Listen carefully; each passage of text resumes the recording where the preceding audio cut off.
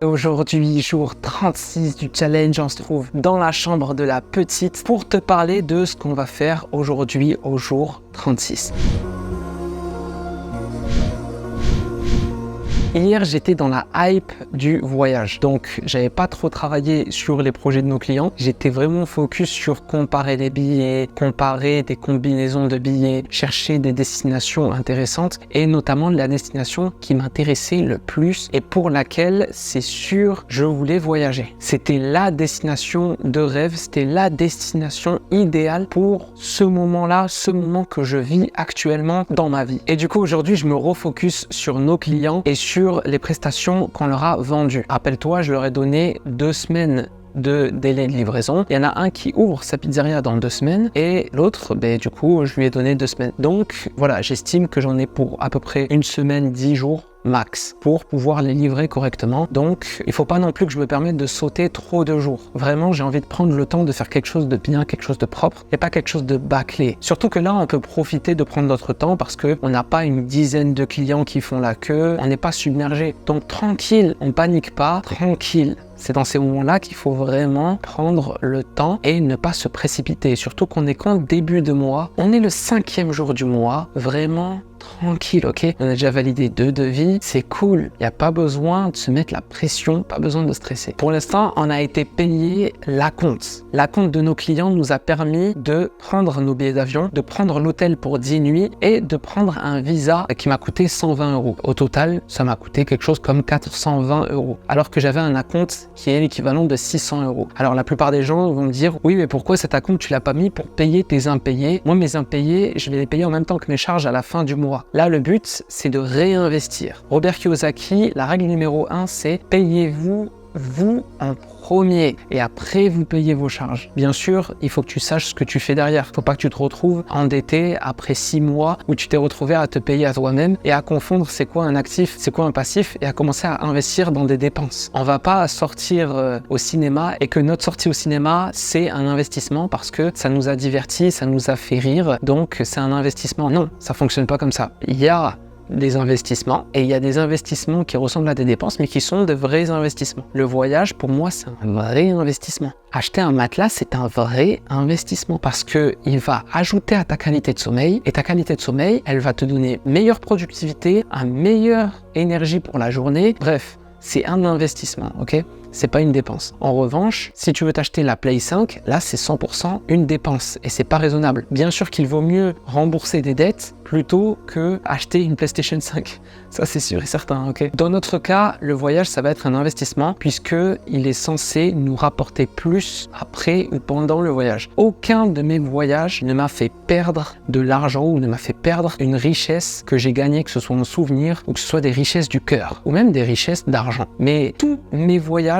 m'ont rapporté, que ce soit sur le court, le moyen ou le long terme. Mais je sais qu'il y en a pas mal ici qui attendent juste de savoir quelle est la destination que j'ai choisie. Eh bien, il y en a qui ont trouvé dans les commentaires. Il y en a un qui a trouvé dans les commentaires. Et en même temps, il y avait pas mal d'indices. Mais il y en a beaucoup qui n'ont pas trouvé parce qu'en fait, pour eux, c'est impossible que tu puisses trouver un billet d'avion à 150 € pour cette destination. Et effectivement, cette destination, c'est l'Arabie Saoudite. L'Arabie Saoudite et plus précisément la ville de Jeddah. La ville de Jeddah, ça va être notre ville où on va atterrir, puisqu'on va atterrir à l'aéroport de Jeddah. J'ai prévu un train de Jeddah jusqu'à Médine pour passer les 4-5 premiers jours dans la ville de Médine. Et ensuite, on a un train de Médine à la Mecque pour faire ce qu'on appelle une Umrah, c'est-à-dire un petit pèlerinage. En tant que musulman, c'est une destination incroyable pour moi. Je suis encore jamais allé en Arabie Saoudite, j'ai encore jamais fait de pèlerinage et là, ça va être l'occasion. Et tout ça pour 150 € aller-retour. Le billet d'avion, 150 € au départ de Bordeaux et arriver en Arabie Saoudite. Donc c'est juste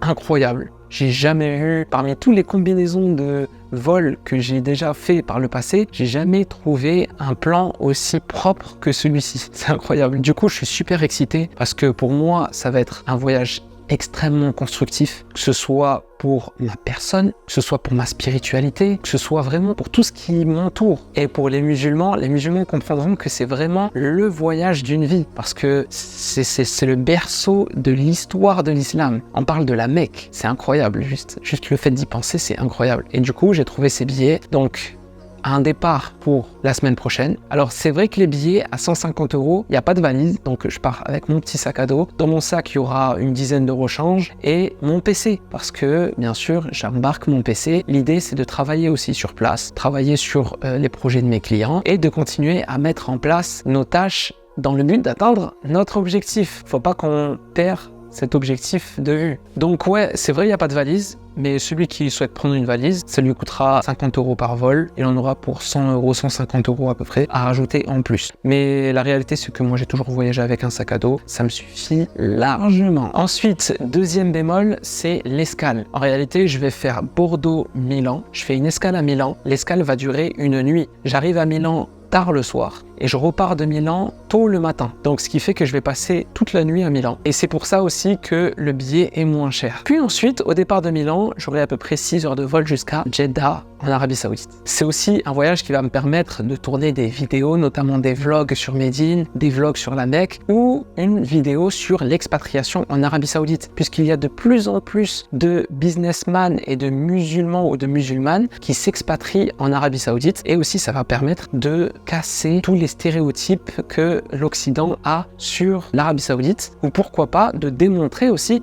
certains stéréotypes qui sont réels. Bref, c'est tout ce que j'aime faire, voyager, découvrir une civilisation, découvrir une mentalité, découvrir des habitudes des gens et pouvoir vous partager ça ici en vidéo sur ma chaîne YouTube. En tout cas, c'est vraiment des vidéos que je prévois de faire à l'avenir et après ce challenge. Pour l'instant, je me focus sur ce challenge. Rien ne va m'empêcher de filmer une fois là-bas et plus tard de vous partager ça proprement sur la chaîne. Mais ne nous dispersons pas. Pour le moment, il faut se concentrer sur nos objectifs actuels. Et actuellement, on a 2 clients sur lesquels on est en train de travailler pour valider les devis. Après, la vision long terme, c'est vrai qu'il faut toujours la garder quelque part dans ta tête, mais toujours revenir à la réalité, parce que pour valider ta vision long terme, il va falloir que tu valides les tâches qui sont à présent là. C'est le présent qui compte. C'est vrai que la vision long terme, elle t'aide dans ta motivation et dans ta discipline, mais il faut se focus aussi sur le moment présent, parce que si tu loupes le moment présent, toute ta vision long terme, elle tombe comme un château de cartes. Donc surtout, on reste terre à terre. Une fois que j'avais trouvé mes billets, j'en ai profité pour envoyer un message à tout mon cercle, mon premier cercle privé, pour leur dire que j'ai trouvé un bon plan. Voilà le bon plan que j'ai trouvé. Qui me suit? Le départ, c'est la semaine prochaine. Bien entendu, la grande majorité des gens ne pouvaient pas me suivre tout simplement parce qu'ils sont bloqués soit par un travail, soit par des obligations de foyer, obligations familiaux. Mais la plupart du temps, c'est des gens tout simplement qui travaillent. Ils sont pris dans un travail, ils ont un emploi du temps, ils ont une zone géographique à respecter, ils ne sont pas libres géographiquement, ils ne sont pas libres de leur temps. Donc forcément, ils peuvent pas partir comme moi sur un coup de tête, comme un fou comme ça, tu vois. Par contre, il y a une personne qui m'a répondu et c'est mon petit frère. Ce que j'aime bien avec mes petits frères, c'est qu'ils se prennent pas la tête. S'il y a une occasion qui s'offre à eux et qu'il n'y a pas de friction, ils vont dire ouais, ok, pas de souci. Il n'y a pas cette notion de oui, mais t'as pas peur de ceci, t'as pas peur que cela. Oui, mais moi je suis bien dans ma zone de confort et tout. Et ça, j'aime bien cet état d'esprit. Du coup, il y a un de mes petits frères qui m'a dit ouais, c'est bon, moi je suis chaud, je suis partant. Et il a pris les billets en même temps que moi. Et maintenant, je vais te montrer les screens des billets que j'ai achetés parce que je sais pertinemment qu'il y en a qui vont pas me croire. Quand je dis un vol aller-retour 150 € Bordeaux, Arabie Saoudite, il y en a qui vont pas me croire parce que on a trop l'idée d'un pèlerinage, d'un petit pèlerinage à 3000 ou 4000 €. Mais c'est faux. Aujourd'hui, tu as l'opportunité, grâce à des vols low cost, de voyager pour pas cher. Les hôtels là-bas, ils sont très peu chers parce qu'il y a tellement d'hôtels que l'offre, elle baisse. Et quand l'offre, elle baisse, eh bien, tu as des hôtels qui sont très bien, un très bon rapport qualité-prix pour même pas 10 € la nuit. Si vous êtes 2 dans la chambre, vous payez chacun 10 €, ça fait 20 € la nuit et c'est un très bon hôtel avec Wi-Fi, avec tout ce qu'il faut. C'était important que je prenne des hôtels aussi avec Wi-Fi parce que l'idée, bien sûr, c'est de continuer à travailler sur les projets de nos clients. Donc l'idée, c'est pas de faire une pause totale. L'idée, c'est de faire un voyage spirituel, un voyage aussi pour la création de contenu, pour partager de la valeur, plus de valeur sur ma chaîne, pour vous partager plus de valeur, mais aussi dans le but de gagner en productivité grâce au changement de cadre, au changement de mentalité, changement de culture, découvrir et rencontrer de nouvelles personnes. En fait, il y a trop de bénéfices à voyager. Vous vous rendez pas compte. Trop de bénéfices à voyager. C'est pour ça, moi je dis tout le temps, la liberté géographique, elle est sous-cotée. Les gens, ils se focusent trop sur la liberté financière. Ils veulent atteindre la liberté financière, mais ils ne se rendent pas compte que juste la liberté géographique, elle est incroyable parce qu'elle te permet de voyager dans des pays où la vie, elle n'est pas du tout chère. Donc si tu arrives à prendre 1000, 2000 euros par mois grâce à ton business en ligne ici en France, eh bien si tu arrives à les prendre en France et que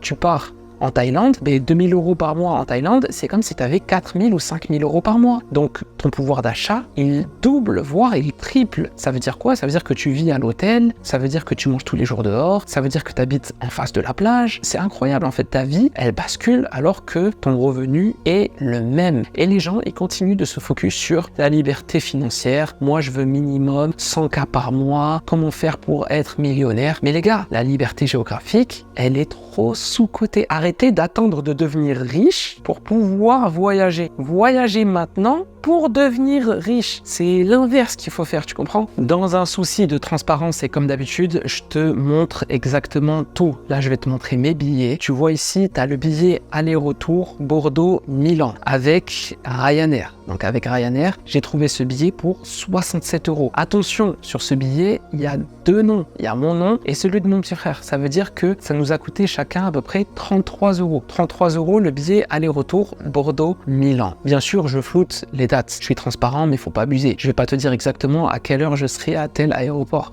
Tu vois, je suis pas Cristiano Ronaldo, c'est vrai, mais je vais pas non plus mettre sur internet les heures de train ou les heures d'avion, tu vois, c'est normal. Ensuite, tu as un second vol ici qui est desservi par Wizz Air. Wizz Air, c'est un peu le Ryanair de l'Europe de l'Est. C'est aussi une compagnie aérienne low cost, mais qui, elle, va desservir essentiellement l'Europe de l'Est et le Moyen-Orient. Donc, c'est super intéressant pour tous ceux qui veulent voyager pas cher, que ce soit à Abu Dhabi, à Dubaï, à Oman, en Jordanie, en Arabie Saoudite par exemple. Et ça peut être super intéressant de voyager avec Wizz Air. C'est vraiment le Ryanair de ce côté-là de la carte. Et il se trouve qu'avec Wizz Air, nos deux billets nous ont coûté un total de 234,95 €, 235 euros. Donc on en a eu pour chacun à peu près 117 euros. Et lorsque tu fais 117 euros plus 33 euros, on arrive à un total de 150 euros chacun. Donc mon petit frère et moi, on a payé un total de 150 euros pour faire Bordeaux-Milan, Milan-Jeddah et le retour Jeddah-Milan, Milan-Bordeaux. Une fois arrivé sur place, on va passer une petite journée à Jeddah, puis on a un train de Jeddah à Médine qui coûte à peu près 20 euros. On va rester quelques temps à Médine et de Médine, on va prendre un train qui va nous ramener à Mecca, à la ville de la Mecque, la sainte ville de la Mecque, pour à peu près 45 euros. Donc c'est vraiment le plus cher. Après, il y avait des bus. Le problème, c'est qu'il y a à peu près 500 km. Donc je suis pas chaud pour faire 4-5 heures de bus. Du coup, je me suis dit bon allez, vas-y, on va prendre le train. Le train, c'est 2 heures. Et en plus, il faut savoir que là-bas, il fait entre 30 et 35 degrés. Il fait très chaud là-bas. Donc forcément, il y aura un décalage de température de 30 degrés parce qu'ici, il fait super froid. Et c'est plutôt cool pour le mental, ce petit décalage de température. Mais une fois là-bas, dans un car, pendant 5 heures de route, avec la chaleur, c'était mort. Du coup, je me suis permis de prendre le train et j'ai trouvé que honnêtement, 45 euros, c'était pas très cher. Surtout que mon billet d'avion, je l'ai pris 150 euros, donc je pouvais me permettre. Puis on va rester quelques jours